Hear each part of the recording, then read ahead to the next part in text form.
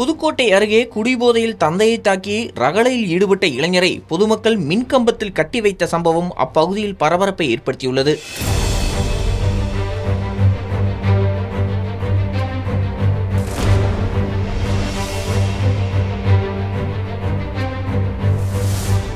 புதுக்கோட்டை அருகே தோப்புக்கொல்லை இலங்கை அகதிகள் முகாம் பகுதியைச் சேர்ந்த ஆனந்த் ரூபன் மதுபோதையில் தனது தந்தை செல்வராஜுடன் வாக்குவாதத்தில் ஈடுபட்டதாக கூறப்படுகிறது. வாக்குவாதம் முற்றிய நிலையில் ஆத்திரமடைந்த ஆனந்த் ரூபன் தனது தந்தையை பாட்டிலால் தலையில் தாக்கியதோடு வீட்டிலிருந்த பொருட்களையும் அடித்து நொறுக்கியதாக தகவல்கள் வெளியாகியுள்ளது. இதனை பார்த்த அக்கம்பக்கத்தினர் அதிர்ச்சியடைந்து ஆனந்த் ரூபனை தடுத்து நிறுத்த முயன்றனர். ஆனால் அவர் தொடர்ந்து ரகளில் ஈடுபட்டதால் அதே முகாமைச் சேர்ந்த தீபன், விஜய் மற்றும் ராஜு ஆகியோர் இணைந்து அவரை பிடித்து அருகிலிருந்த மின்கம்பத்தில் கட்டி வைத்தனர்.